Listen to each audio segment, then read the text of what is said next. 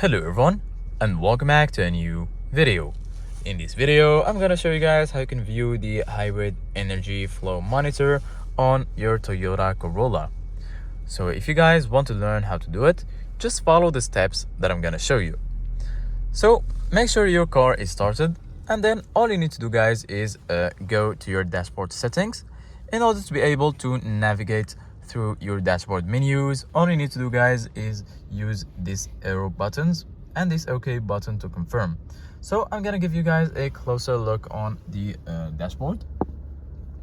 Once you're here, we're going to go right until you're here.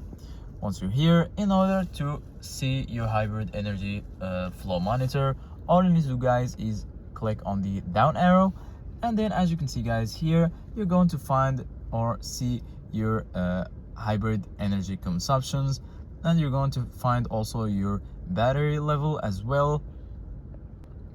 And if you want to see your fuel consumption, just go left to this option right here, and then as you can see, guys, you're going to find your fuel consumption right here. So for me it's 10 liters per 100 kilometers.